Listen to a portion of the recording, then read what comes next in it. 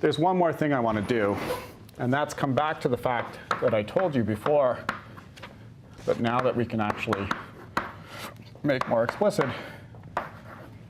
And that fact was when we were talking about currents and integrating out off-shell particles, we saw that you start with these guys, you start attaching them, and you end up with a Wilson line. I'd now like to make it obvious that that kind of manipulation always is true, that we can always get rid of this field and put it in terms of a Wilson line. And the notations that we've introduced are going to allow us to do that. So let's have a little aside on that fact. So if you are in momentum space,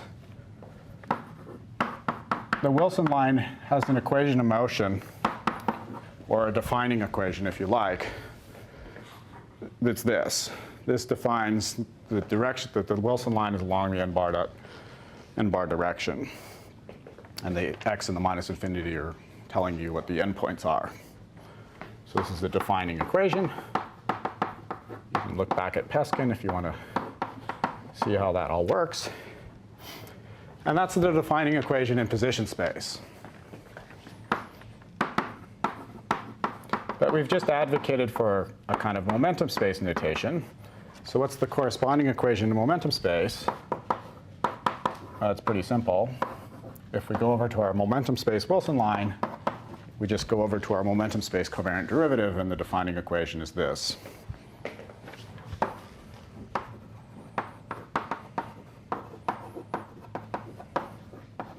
OK, so the notation in some sense is pretty simple. We just have to switch objects. If we write out what that derivative is,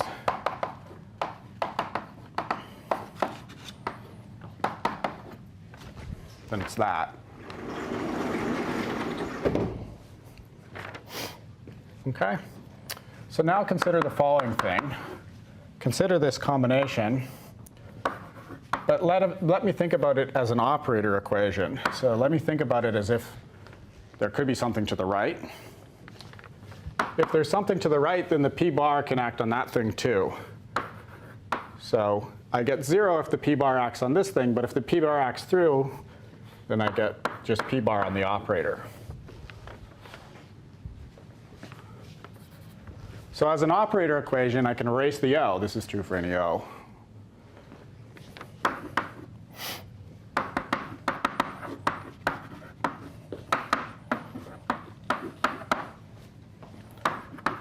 And we have this operator equation.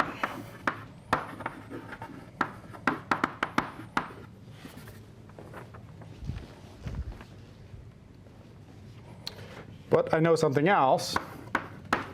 I know that the Wilson line is an e to the I something, and actually it's unitary. So W dagger W is 1.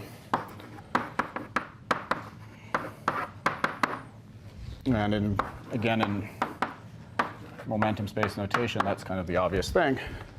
W dagger W is 1. And that means I can multiply this equation here on the left or the right by W daggers. And so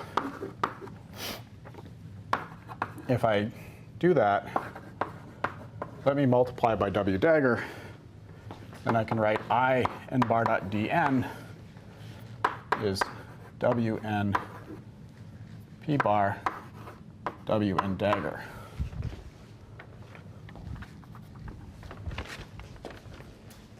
So the gauge field G n bar dot an, because of gauge symmetry, it's always going to show up in the covariant derivative.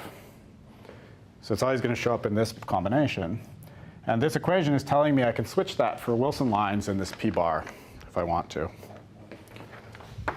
I could have also multiplied things the other way around and written that p bar, so sort of by way of completeness, I could have written that as well.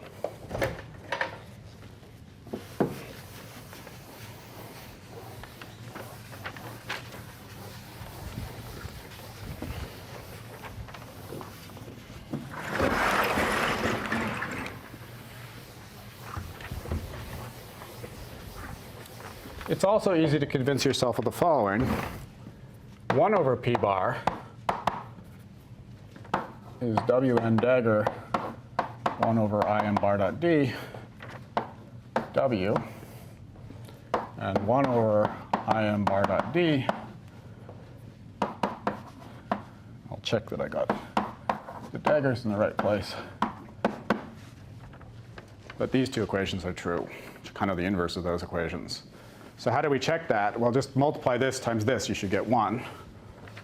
Right? And if I multiply, say, on the right here, then the W dagger here kills the W dagger, and the P bar kills the P bar, and then the W kills the W dagger. So those are true.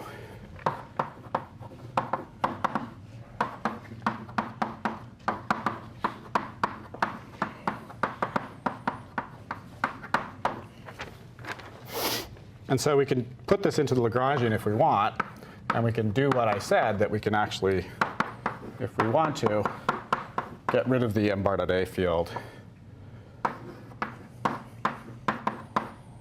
for the collinears, write it in terms of Wilson lines. And we'll use this from time to time when it's convenient. If we used it in the Lagrangian becomes this thing.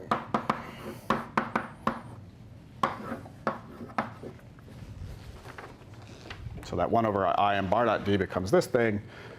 And in some sense, you might think that this is easier to expand if you know the expansion of the Wilson line. Then you just have to let a 1 over p bar act on this full combination of fields. And it just gives the total m bar dot p momentum of that full combination of fields. OK, so that's kind of this. I claimed this was true, and now I show you in a kind of non-trivial case how with these operator manipulations we could just quickly go back and forth, and it's related to the fact that it appears in this combination. We'll talk more about gauge symmetry later on. I'm alluding to it from time to time, but we'll talk about it more precisely later on.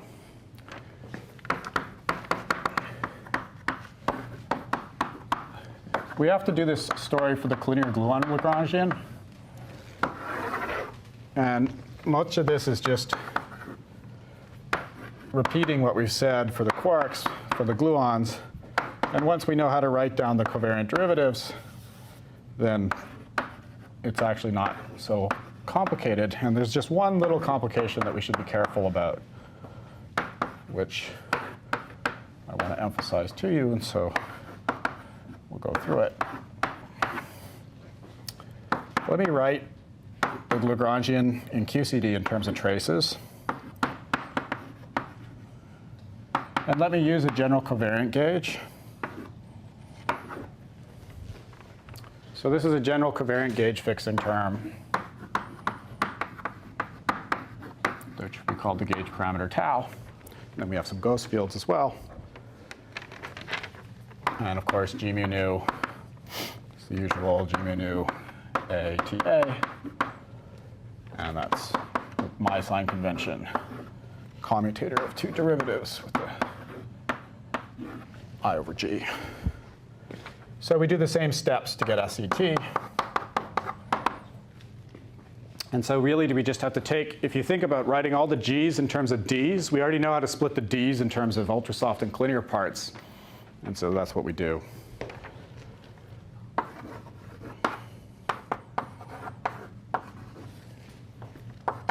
So let me write out a D, which is kind of a leading order D, and we'll just set up some notation, and then I can just basically write down the answer.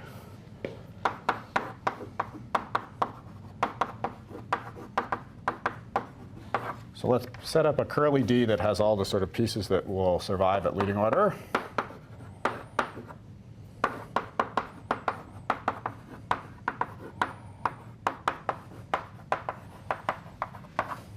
So all the pieces that survived were the collinear pieces in perp and in bar, and then in the n direction, both pieces.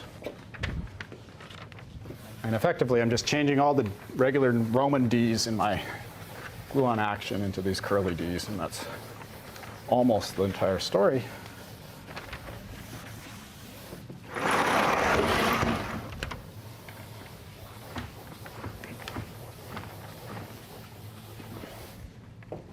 And the one place that it's not so,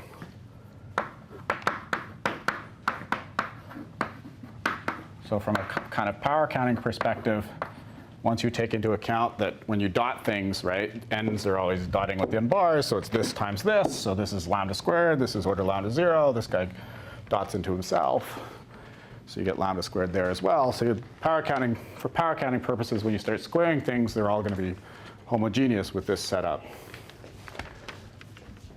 So basically, that's what I'm saying here.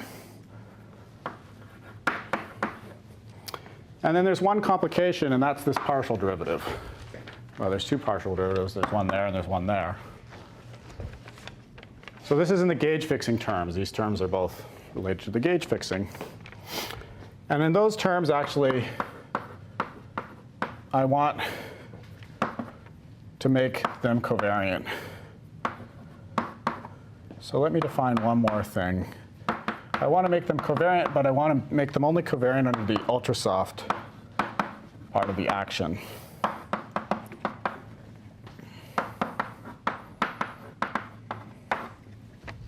So here's just pulling out the pieces that would have the ultrasoft field and making a derivative that I'll call curly d ultrasoft.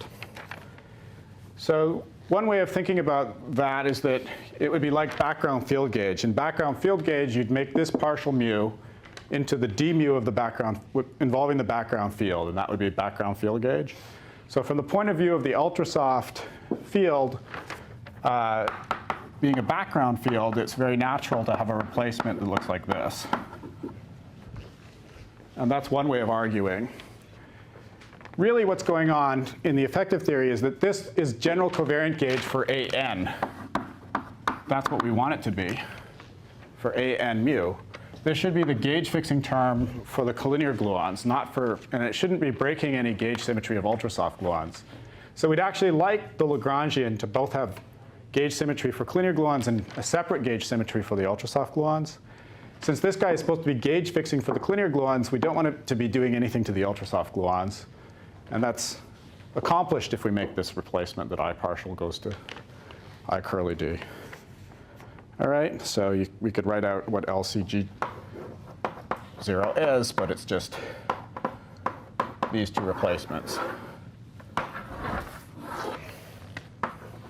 Since we're out of time, I'll just say that.